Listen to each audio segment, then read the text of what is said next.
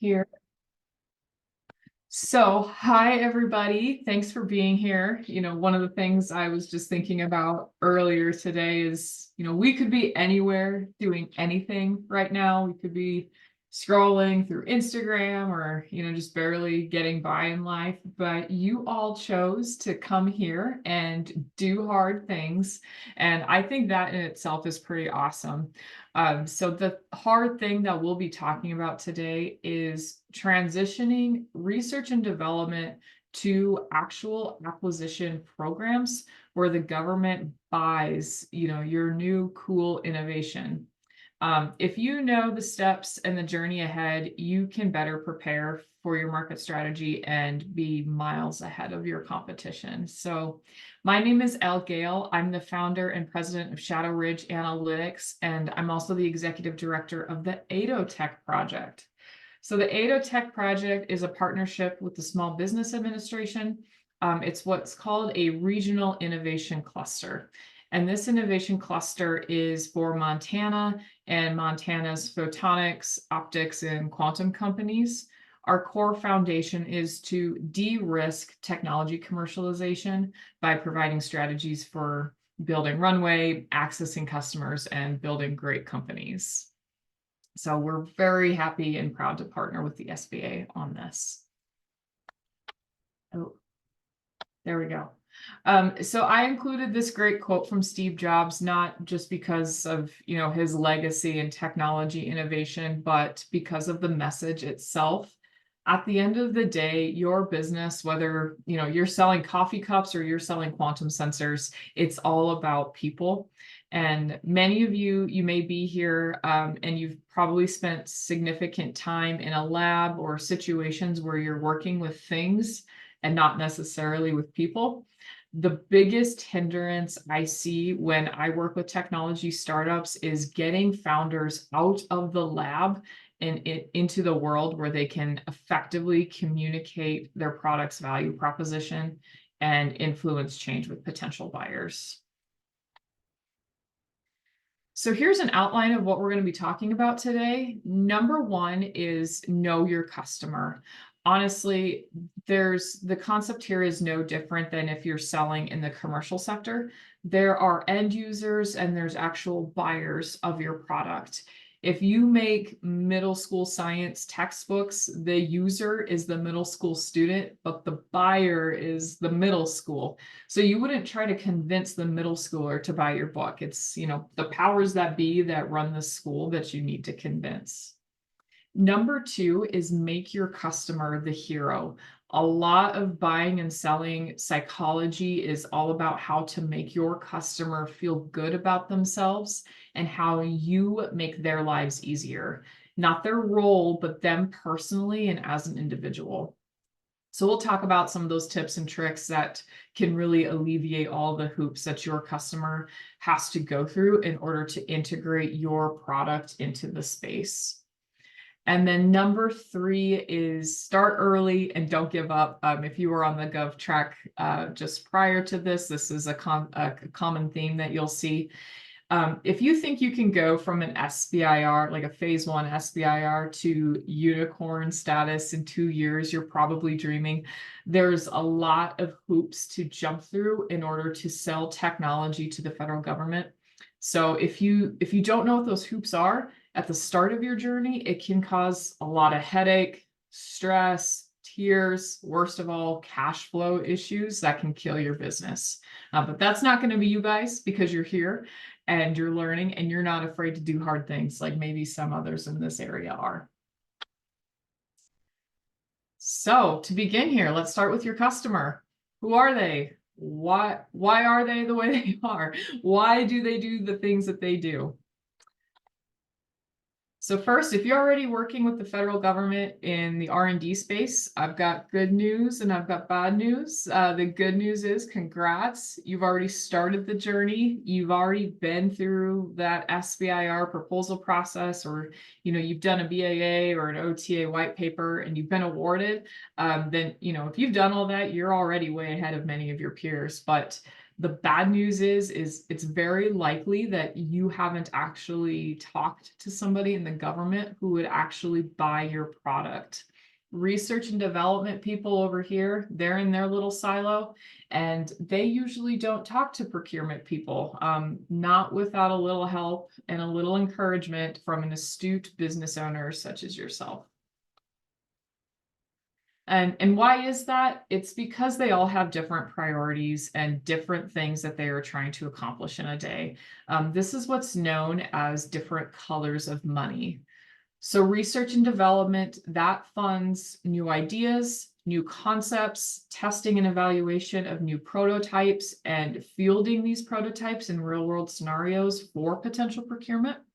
Procurement is the actual buying of new things once they're fully developed and commercialized. So no research, no seeing if your pet rock, looks better, if the moon is full or not. Nope, they just buy stuff that does not need to be tinkered with.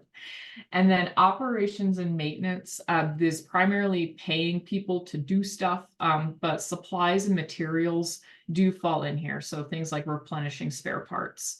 Maintenance of equipment also falls into this bucket.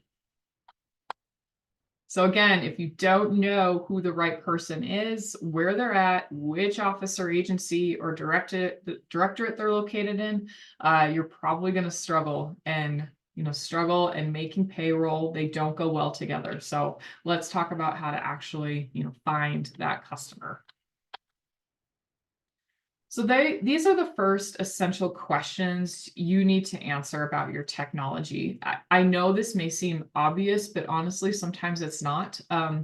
What can be especially difficult is knowing if your technology should go into another technology as a component or a subcomponent, or be sold as is independently. Since Innovate here is focused on photonics and quantum technology, I do want to talk about components for a little bit. If you're here, you may be wondering, where is there an unmet need in this space? And components is where it's at. Components that enable lower size, weight, power, cost. These are a huge documented need in the photonics space, in the sensing space. And companies that can effectively integrate components and subcomponents into next generation, like OEMs, will have a significant advantage. And the quantum supply chain is a major focus of innovation here in Montana. So there's a lot of like-minded organizations that are here to support businesses in this arena.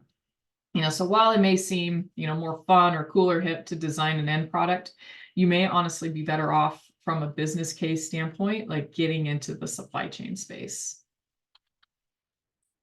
But regardless of whether or not you sell directly to the government or to an OEM, you're still going to have to know who the eventual customers and end users of your product are.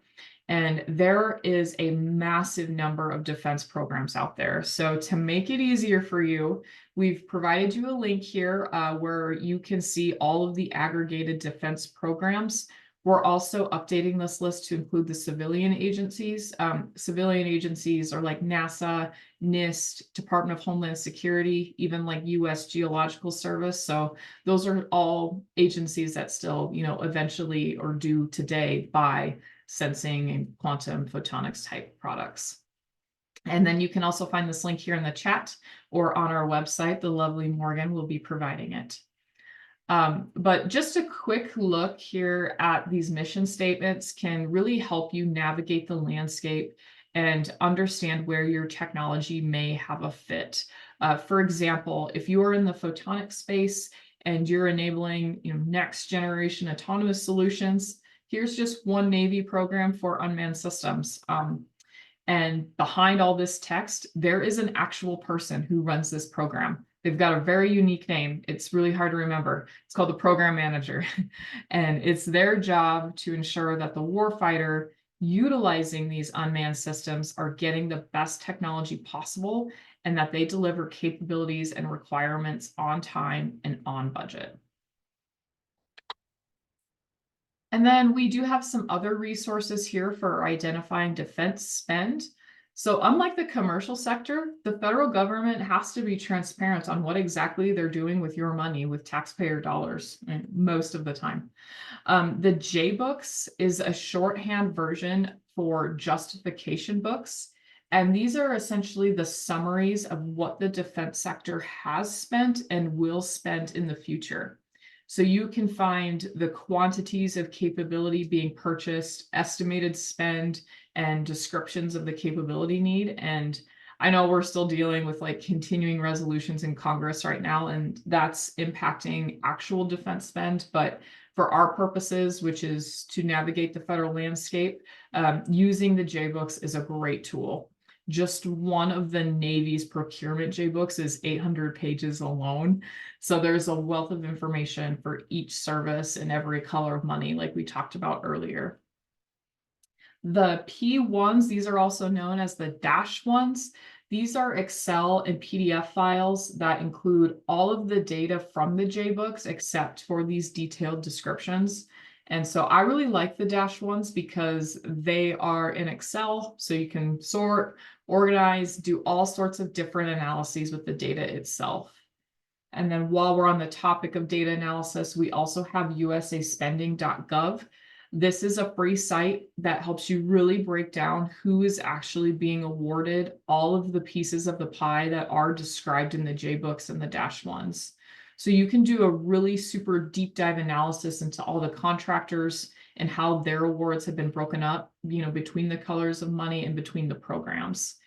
Just so you're aware, their export function is ungodly slow. So if you're wanting to export your data into Excel, okay, just settle in with a cup of coffee. You could probably get your master's degree done in that time frame, or just do something else to pass the time. Just a little fair warning there. But there are lots of other added value sites for federal spend that do have like subscription fees. My personal favorite is HireGov.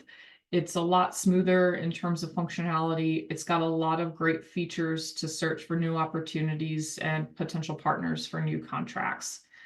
So there's a cost for that software, but if you're part of the Montana innovation ecosystem, please come talk to us, and we can get you the data that you need using the tools that we've invested in. We invested in them just for you to help you navigate these programs, and identify who your competitors are, who you could potentially partner with to deliver a solution to the customer. So I won't read all this text, but I wanted to demonstrate just a tiny small snippet of the valuable information that you can get out of the J-books. If you have a technology that enables autonomous quantum sensing for drones, here you can see the total spend just for this one program and the types of requirements that they're looking for. So if you're in the commercial sector without a really deep network or really deep pockets for market research, it can be really difficult to extract this kind of information. So take advantage of all of the publicly available information that is at your disposal.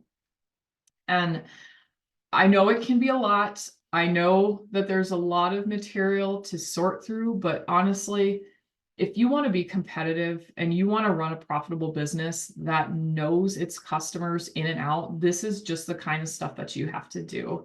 But you can do it. You can do hard things. It just takes knowing how to start.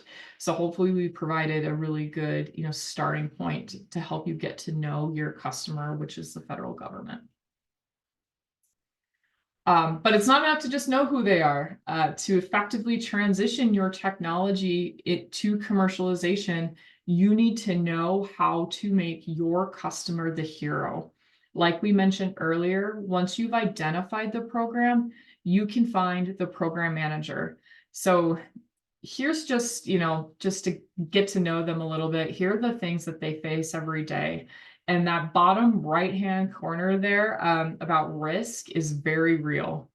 Maybe not the getting slapped piece, but this is an area where the private sector and the government sector collide a lot. If you're here at an innovation conference, it's probably because you have a drive to do something other than have a really cushy job or career working for somebody else. You've already taken a huge risk. But the government, they're not like that. They don't like risk. They don't like the unknown. So you have to do everything in your power to de-risk your technology, your business, and honestly, you personally, in order to have a functional working relationship with this type of customer. Here's an actual program manager in the wild that we captured. This is what you'll have to face, and this is what you need to be prepared for, to be prepared to answer as you're developing your solution. So, how do you do that? How do you change their mind that what you've got is better? And so what you need to keep in mind is that almost all the products that the government buys are communicated in terms of requirements and capabilities. So communication must be descriptive and not prescriptive. So in order for a program to bring on a new solution, you can't tell them what to buy, but rather you have to describe how the solution should work and what problems it should solve. So that's what we mean by descriptive. And you can find numerous examples of these online if you're searching for new contract opportunities, like in sam.gov.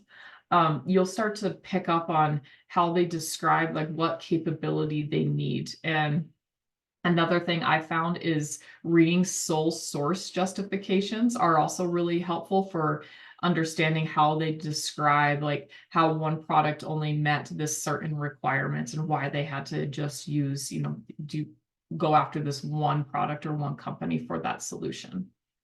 And just also keep in mind that we're not talking about like replacement parts or restocking contracts for things that are in sustainment. Those requirements can be very exact on what they're purchasing. What we're talking about are new capabilities and new innovations. And your technology description and how you're communicating your product, you should also make it very clear to the program manager how it ties into an existing program of record. So good luck telling your potential customer that they should create an entirely new project or an entirely new endeavor to accommodate you. It's not going to happen. I know this is a big topic when we talk about DoD reform, creating new programs of record or diversifying them, but for you and your circle of influence, you're much better off by doing the homework that we described before and understanding the existing portfolio of programs that your technology can benefit. And then finally, I know it's much easier said than done, but when you're trying to sell to the government, keep in mind that it should be cheaper than what's available today. Program managers, they're in budget battles, and it's a zero-sum battle. So to add something new, you typically need to take something away. And it's much easier for that program manager to win that battle if you can deliver a capability at a lower price point. So I know it's not an easy task, but we would not be doing our job if we did not stress that to you. So where are all these wonderful people, these program managers? How do we deliver this beautiful communication and that we're describing to them? So you can try calling and emailing them if you find them on the program website. Some are very responsive, others not so much. But to really find those program managers, like those rock star ones that are really receptive to new solutions and are looking for new things, you need to get out there where new technology is being demonstrated. So I've highlighted just a couple of these places. Tech Connect, that happens twice a year, once in June and again in November. And it's called Tech Connect for a reason. It's where agencies and program leaders and industry, they all get together and they go over the latest and greatest technology.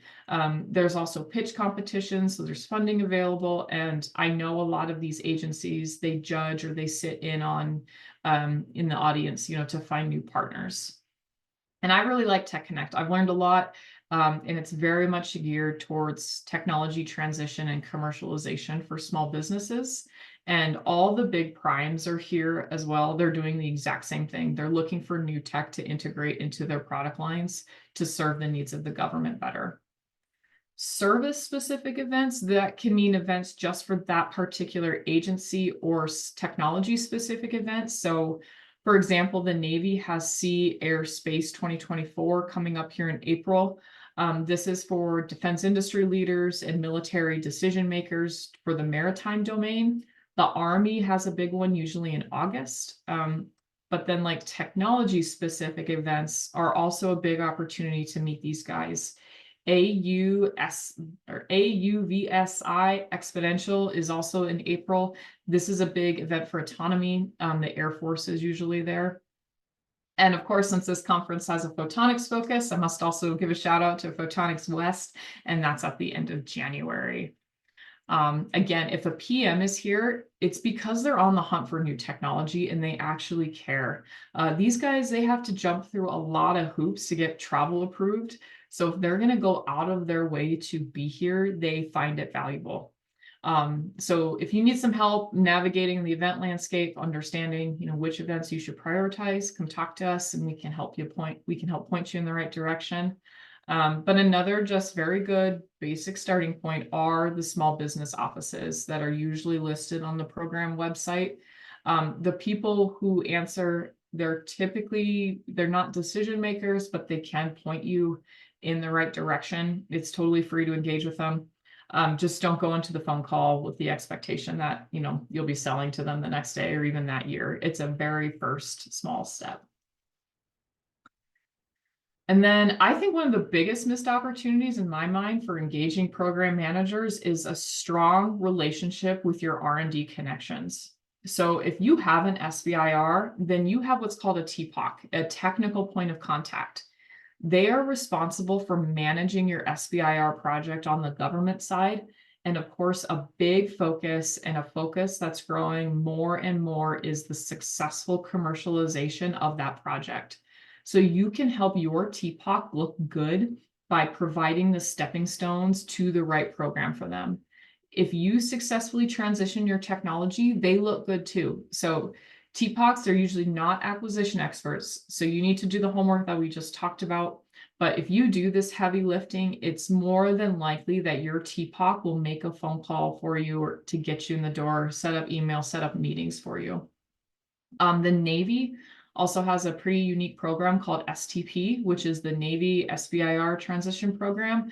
And that is designed specifically to move Navy SBIR projects to Navy programs of record. In fiscal year 2022, they had over 1 billion in Navy transitions in the form of phase 3 SBIRs. So I like to use their success stories to map out the companies, see how much runway they had to build before the phase 3 contract was cut, who they partnered with, how long they've been in business, and other resources that they leverage. So Navy STP, they're pretty proud of themselves. They do a lot of success stories, a lot of marketing, a lot of good information is out there about how to transition Navy SBIR to programs of record. And then another great way to utilize the SBIR program, or really any federal R&D program, to transition technology is through teaming. So almost all the big primes that are out there, they are not small businesses, so they cannot apply for SBIR awards. But what they do is they go through all the topics when they come out and they strategize internally, like where they see the biggest gaps in their own technology and where they see the biggest market opportunity. They have their own like little SBIR offices that do all of this. So during the application period, you can engage with their SBIR office. And if there's a good fit between your capabilities, the topics available, and the topics that interest them, you guys can partner together on that SBIR project. So what does that look like? It usually starts with a letter of support for your application. And then once you're awarded in the phase 1, that support can be as simple as like feedback on the feasibility of your concept. And then phase 2, the support can be, testing those capabilities and integrating your prototype into their own system to see how it performs. So, and they are also very good at helping navigate these programs of record and work with you to commercialize it successfully. And so remember, they can't come in and take that phase 3, like should you achieve that, but they could subcontract under you and provide really robust like manufacturing capabilities that you probably couldn't do on your own. So it's a really great way to help make sure that your product, is at that price point that we talked about where, you win that budget battle. And of course, all of this can also set you up for a nice exit too, if that's your goal as a business owner. And I know there are risks with working with primes. IP, of course, is always a concern. There is a potential that they buy you and bury you, as it's called, but there's a risk in anything you do, especially when you're bringing technology to market. So the analogy is a ship is safest when it's sitting in the harbor, but that's not what it's designed to do. You know, it's designed to be out on the ocean no matter what the risk is. So, and what's the alternative? The alternative is that you go at it alone and you try to take on these big guys as a competitor. It usually doesn't work out very well. So why not instead work together with them the best that you can and make them and your target program the hero? So this leads us to our final topic today, which is to start early and don't give up. You know, why is it important to consider transition so early when you're in the R&D phase? Well, I'm really glad you asked, because this pretty blonde lady, that's me minus the blonde hair. I've run into this roadblock before. There are many other considerations that you must take into account if you're going to sell technology to the government. And there are considerations that you may not have had to deal with when you're just in that R&D stage. So this is what all the big boys have, all the guys that have been in the business for a long time that have successful government contracts. They have what's, these called ideal contracting vehicles. They have really nice, juicy past performance. And of course, they have all of the compliance requirements that are required to, effectively do business with the government. And if you're integrating your product into an OEM, you may not necessarily have to worry too much about these contract vehicles, but you should keep them in mind, especially if your customer or your end user could use your component in like an aftermarket type scenario where they need spare parts or they need to replenish items. So I won't go too much into those, but essentially these are the vehicle types that are the lowest risk for the government to purchase from. They can be very difficult to get on these vehicles. You need to build up this past performance in order to get here. So where are all these wonderful opportunities, this past performance? It's usually in the form of subcontracting. How do you become a subcontractor? There are really useless databases out there like Subnet. I'm sorry, SBA, it's pointless. You can add your information here, and almost all the primes, they have what's called these supplier input forms. I've been there, I've done that, it sucks. You can pretty much, it just goes into abyss, never to be seen again. Instead, I'm going to go back to our Steve Jobs quote. It's all about relationships and people. The R&D teaming I mentioned earlier is a great into the industry. There are also so many hubs, OTA consortiums, and project calls through manufacturing institutes and universities. Right here in Montana, we just submitted our phase 2 grant application to the EDA for our Headwaters Tech Hub. So should this be awarded, this is going to be a tremendous opportunity to work with so many different companies to commercialize like next generation remote sensing capabilities. And just know there's nothing lowly about subcontracting. All the big primes do it too as part of their business strategy. Our firm, we continue to have substantial revenue through subcontracting arrangements. It's business growth, it's experience, and it's the network that you need to take you to the next step towards actual prime contract awards.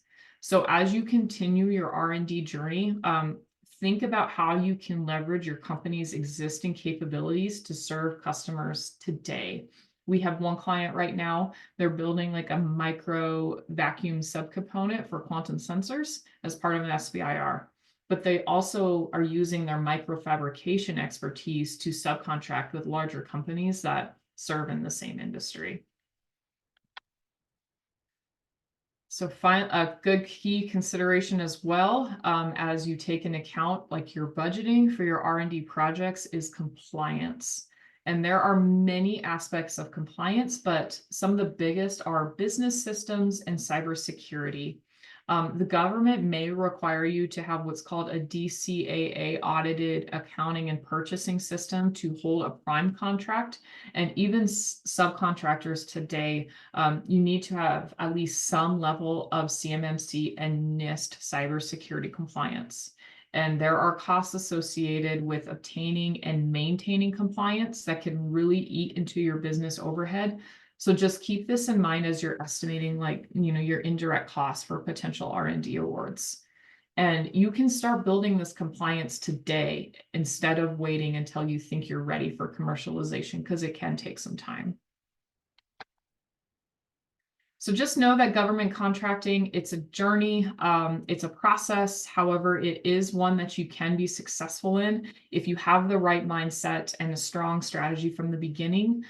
Know that you can do this. You can do hard things. It just needs to be approached strategically. So plan for the obstacles, plan for the runway that you need to overcome them, and you will be successful in this market. And it's a market that many others are too scared to enter.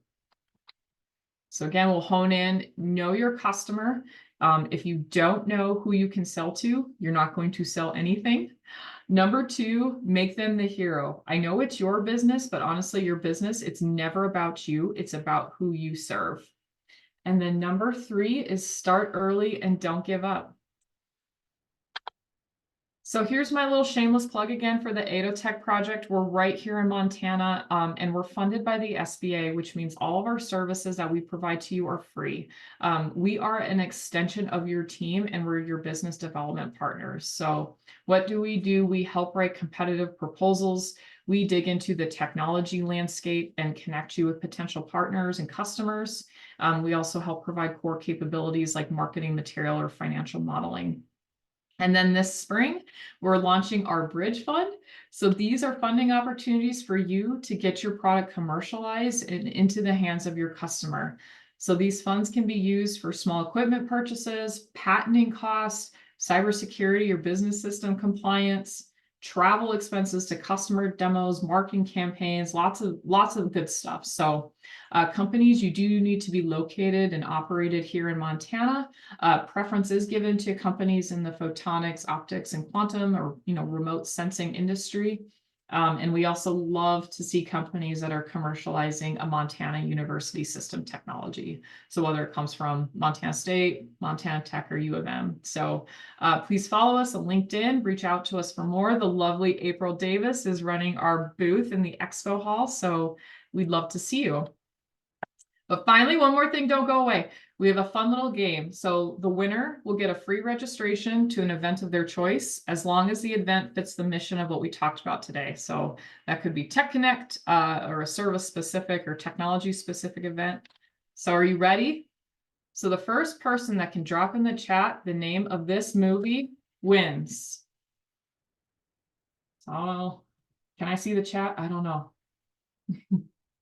Yeah, you should have the option on your screen. I see it. All right. I may have dated myself. Morgan and April didn't know, so it's fine. It's fine. That's okay. But I will stop sharing. It looks like we have maybe a couple minutes for questions.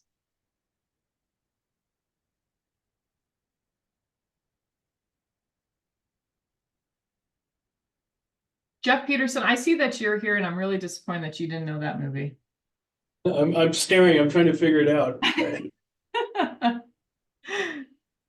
Very old. That's all right. Did anybody guess? No. I'm gonna leave it there, so somebody could still have the opportunity. I'm probably the oldest in the group and I still have no clue. You guys could email me if you figure it out in the future too. Put another picture. Opportunity is still there. So Oh my goodness. it's not funny if I have to explain it. No. But you know what? I'm not from here, so all the jokes always have to be explained. They go. Okay. Thank you. All right. Thank you. Nicely done, Elle. Yep. Thanks, guys. We'll see you at the afternoon sessions.